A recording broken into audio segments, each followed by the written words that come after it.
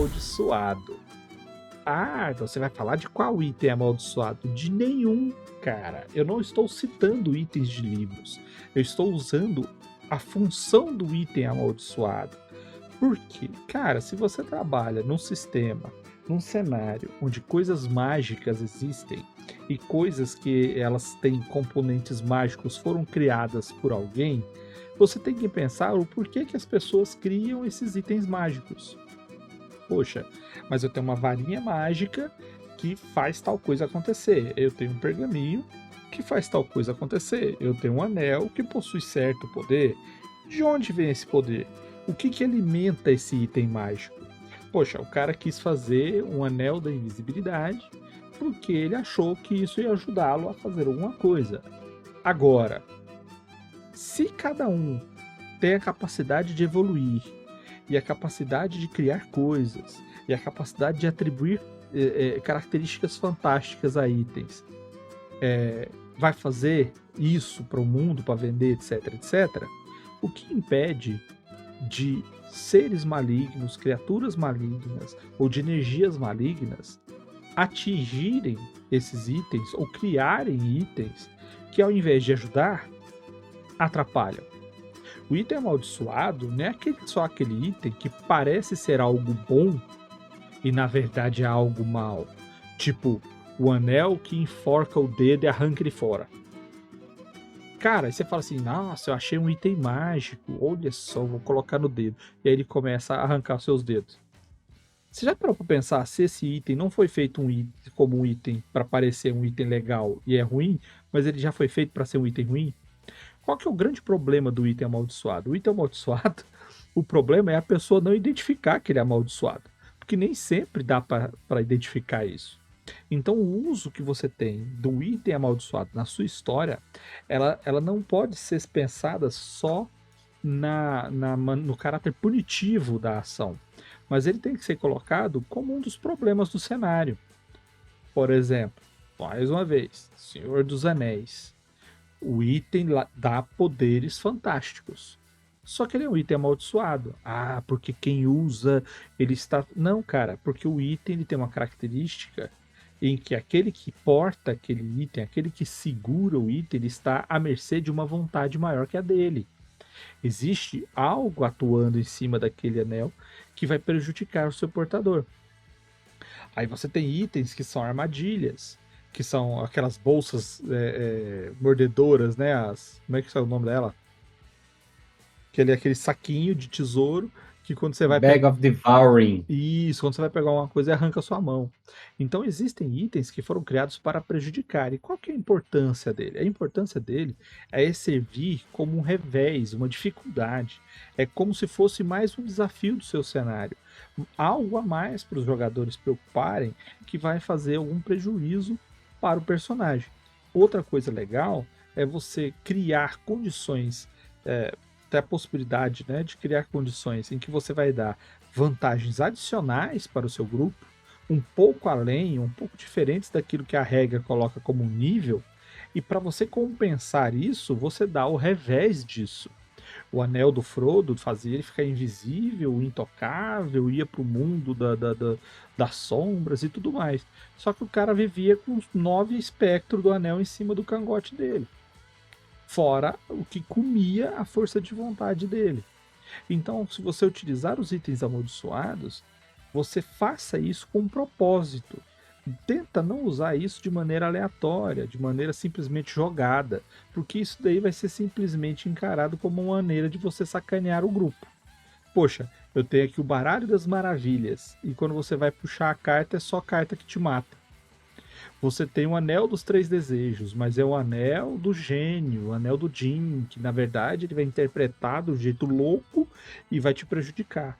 Se você colocar isso de maneira gratuita, cara, você só vai prejudicar seus jogadores de maneira pura e simples e criar uma inimizade. Se você pegar o contexto do item amaldiçoado e juntar para a história com algum propósito, você pode melhorar essa capacidade. Por exemplo, estou falando e não falo, né? O cara pegou um elmo da... Eu esqueci, mas vamos falar que tem um elmo que quando você coloca, você consegue expandir seus pensamentos e você consegue ler a mente das pessoas à distância. E nossa, é isso que o elmo faz? Sim, é isso que o elmo faz. Aí o cara vai e põe o elmo e o que acontece é que ele perde a sabedoria dele. Por quê? Porque quando ele coloca o elmo, ele escuta tantos pensamentos em volta dele que ele não está escutando os pensamentos individuais das pessoas. Ele está escutando os pensamentos, os ecos de pensamentos, tipo, ele escuta o pensamento real e várias versões de pensamento falso do mesmo indivíduo. Então aquilo vira na cabeça dele uma confusão tão grande que ele perde sabedoria e agora ele não consegue tirar o elmo mais. Aí você já transforma isso numa quest, você já transforma isso numa outra situação. Ou você coloca que esse elmo é uma das maneiras únicas, ou das poucas maneiras, que ele pode passar despercebido ou pode se defender da ação do vilão que ele está enfrentando. Tipo um devorador de mentes ou uma criatura que tenta dominar a cabeça dele. Porque desse jeito ela não consegue. E aí você transforma o item amaldiçoado num elemento de história, num elemento de cenário, num elemento de uma engrenagem para fazer sua narrativa fluir. Acho interessante também quando o jogador não sabe que o item é amaldiçoado, né? Essa é a melhor Claro, assim, maneira. desde que ele não tenha se preocupado em investigar isso, né? Por exemplo, o que é descrito com o Bilbo depois de centenas de anos usando o Um Anel. Que até que na hora que ele vê com o Frodo lá, ele faz aquilo. Vira Gollum, né? O que aconteceu com o Gollum, na verdade. Então, você pode ter um item que tem algum benefício ali por ser mágico e tudo mais, e aí se o jogador não se preocupou em descobrir se ele é amaldiçoado ou não, ele vai lentamente ali alterando algumas coisas do jogador. Vai fazer, na hora da descrição de uma cena, você fala assim, nossa, aquilo ali te deixou especialmente muito irritado com aquela criança chorando ali, não sei o que lá. Então você vai adicionando elementos da narrativa que ou podem dar essa dica para o jogador, assim, ó, desde que você pegou aquele elmo, você nota que você tá ficando muito irritado com as coisas, você não era tão assim, você tá meio de saco cheio, tá com burnout aí. Então, é, tem essas pequenas dicas, e você também, às vezes, pode deixar claro de acordo com a origem desse item, né? Você fala assim, tem o elmo lá da sabedoria que o cara coloca e escuta os pensamentos.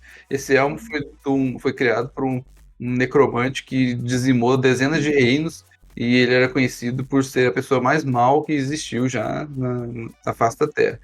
Provavelmente o item desse cara carrega algum tipo de maldade, algum tipo de mancha, né, na magia dele.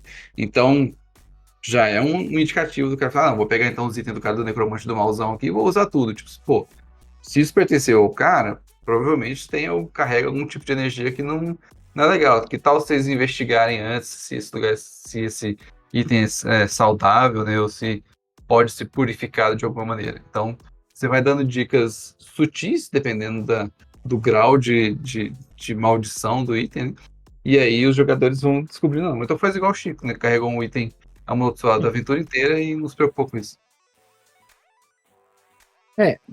Tem esse detalhe, né? Eu particularmente gosto de item amaldiçoado, acho legal, especialmente se estiver casado com o lore.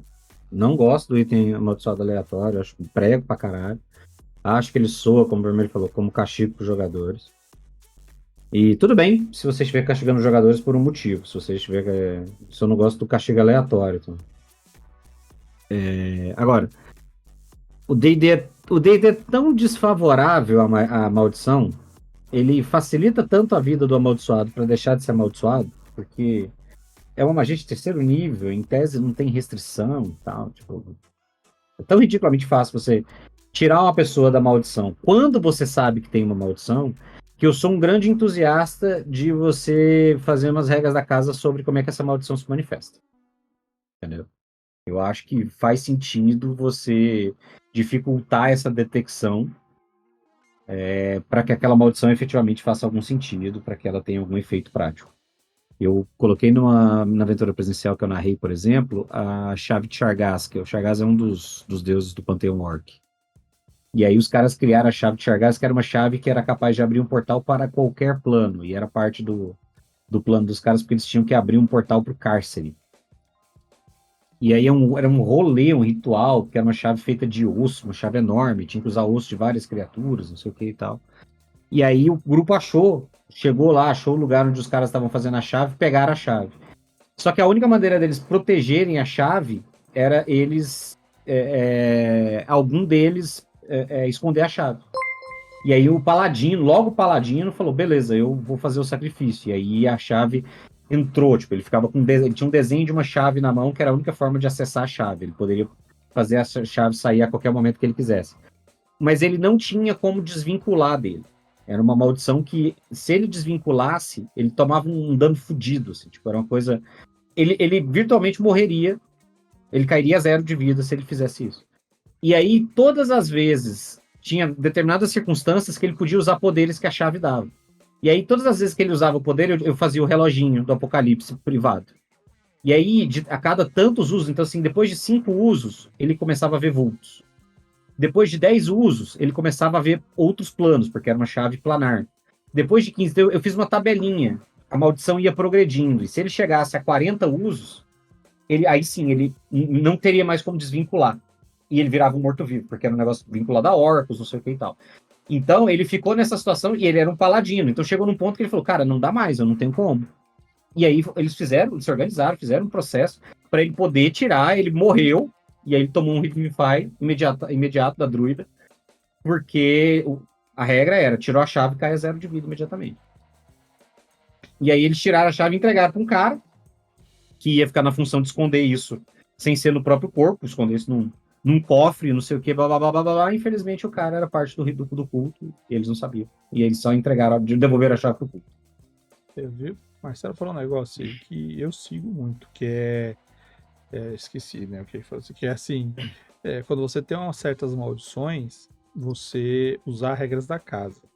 Infelizmente, eu não consegui desenvolver ainda uma regra pro Eras que faz com que uma pessoa, quanto mais poderosa ela consiga transferir parte desse poder dela para os itens que ela usa. Ou seja, a espada do fulano de tal era uma espada que era dele, ela puxa certa energia dele.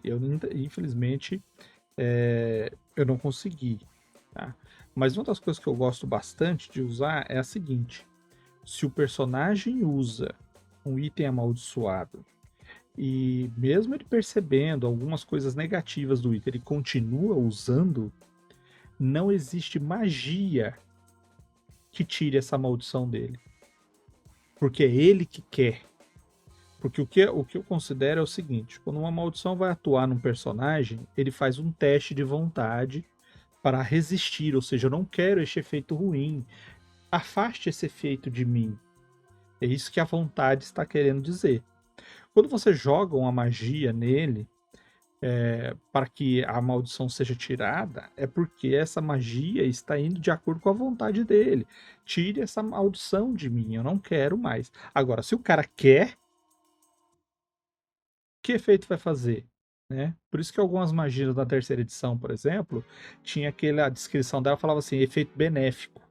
O que é o efeito benéfico? O efeito benéfico é se o alvo da magia considerar que este efeito é benéfico para ela. Se não, ele ignora o efeito automaticamente. Então também considero isso.